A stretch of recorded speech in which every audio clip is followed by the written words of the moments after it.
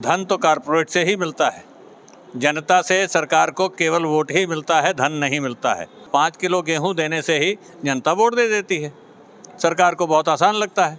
28 और 29 मार्च को देश भर में केंद्रीय कर्मचारियों और राज्य कर्मचारियों ने मोदी सरकार के खिलाफ हड़ताल का आयोजन किया है। इस हड़ताल में बैंक कर्मचारी, रेलवे कर्मचारी, रोडवेज कर्मचारी, बिजली विभाग के कर्मचारी, LIC के कर्मचारी, यहाँ तक कि आयकर विभाग के कर्मचारियों ने भी बड़ी संख्या में हिस्सा लिया है। इस हड़ताल के कारण 2 दिन तक देश भर में सरकारी सेवाएं प्रभावित होने वाली है। ये सरकारी कर्मचारी मोदी सरकार द्वारा किए जा रहे निजीकरण का विरोध कर रहे हैं। इनकलाब जिंदाबाद जिंदाबाद जिंदाबाद, इनकलाब जिंदाबाद जिंदाबाद जिंदाबाद। निजीकरण नहीं चलेगा, नहीं चलेगा, नहीं चलेगा। निजीकरण नहीं चलेगा, नहीं चलेगा, नहीं चलेगा। ठेका प्रणाली बंद होगी, बंद होगी, बंद होगी। ठेका प्रणाली बंद होगी, बंद करो, बंद करो। चारों कानून वापस लो, वापस लो, वापस लो। चारों कानून वापस लो, वापस लो, वापस लो। ये हड़ताल का तो मुख्य कारण पहला यह है कि भारत सरकार ने मजदूरों के हितों में जो श्रम कानून बने थे उन सबको स्क्रैप करके 4 कोड बना दिया है। और वो जो 4 कोड संहिता है, कानून बना दिया है, वो कानून मजदूर विरोधी है।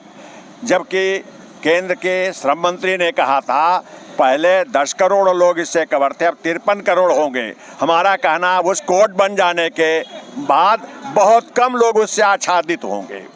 उसमें सर्विस जो कंडीशन है, कॉन्ट्रैक्ट सिस्टम जो है, उन्होंने जो अभी था अबॉलिश करने का प्रोविजन था, रेगुलराइज कर दिया। छटनी ले आप पर कोई प्रतिबंध नहीं है। मजदूरों के मुकदमे कैसे होंगे, इंस्पेक्टर को होते हुए कानून इन्फोर्स नहीं है, अब वो फैसिलिटेटर हो गए। तो श्रम कानूनों का खुला उल्लंघन हो रहा है और जो कानून बनाया गया है वो मजदूर विरोधी है।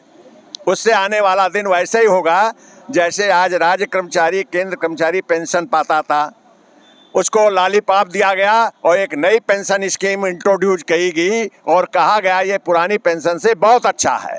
आज वो पेंशन इतनी नाकाफी है कि पूरा देश पुरानी पेंशन के लिए लड़ रहा है और तमाम सरकारें केंद्र राज्य के उसको लागू भी कर रहे। इसी तरह से अगर ये कानून लागू हो गया तो बंधुआ मजदूर हम पहले से हैं और बंधुआ हो जाएंगे। जो अभी कानून था बंधुआ मजदूरी से मुक्ति कराने का, वो समाप्त हो जाएगा। इसलिए हम विरोध कर रहे हैं। सरकार आप लोग से ये जो लेबर कोड ला कर जो सुविधाएं छीन रही है, क्यों छीन रही है, क्या कारण है इसके पीछे? देखिए, ये तो सरकार ही बता सकती है कि सरकार का प्रयोजन क्या है, लेकिन हम इतना जरूर कह सकते हैं कि जब देश की सरकार निजीकरण के रास्ते के ऊपर चल रही है तो निश्चित रूप से उसमें पूंजीपतियों का हित ही सुरक्षित हो सकता है और श्रमिक वर्ग का हित सुरक्षित नहीं हो सकता। तो इन दोनों के बीच में उसको किसी एक ही तरफ खड़ा होना होगा या मध्यम मार्ग अपनाना होगा। और जब निजीकरण का रास्ता अपना लिया तो इसका मतलब पूंजीपतियों का हित करना है। पूंजीपतियों का हित करना है तो श्रमिक वर्ग के लिए अच्छे नियम कैसे हो सकते हैं? आप थोड़ा हमारे दर्शकों को बताइए कि निजीकरण जो है किस प्रकार से देश हित में नहीं है। देखिए, निजीकरण ऊपरी तौर पर कई बार लोग चर्चा करते हैं और ये बोलते हैं कि निजीकरण के द्वारा लोगों को जो निजी कंपनियों में काम कर रहे हैं उनको बहुत अच्छे अच्छे पैकेजेस मिलते हैं, बहुत अच्छी अच्छी सैलरी मिलती है। लेकिन उनको एक बात समझनी चाहिए कि निजी कंपनियों के अंदर रोजगार का अवसर नहीं है। और हमारे देश में जो सबसे बड़ी समस्या है कि हमारी इतनी ज़्यादा जनसंख्या है, अगर हमारे देश में परिवारों के पास रोजगार नहीं होगा तो कभी भी हमारा देश तरक्की नहीं कर सकता। और निजीकरण के रास्ते पर अगर हम चलेंगे तो रोजगार का सृजन नहीं हो सकता। तो इसलिए हम निजीकरण को समझते हैं कि वो नुकसानदायक है इस देश के लिए। अच्छा, अभी जिस प्रकार 5 राज्यों विधानसभा चुनाव हुए हैं, बहुमत में भाजपा की सरकार बनी है, तो क्या आपको लगता है कि सरकार दबाव में आकर आप लोगों की बात मानेगी? देखिए, सरकार हम ही लोगों द्वारा चुनी जाती है। सरकार भाजपा की चुनी जाए या कोई भी चुनी जाए, प्रबल बहुमत के साथ आए या थोड़े कम बहुमत के साथ आए, लेकिन सरकार जनता के जो आकांक्षाएं हैं उनको पूरी करने के लिए चुनी जाती है।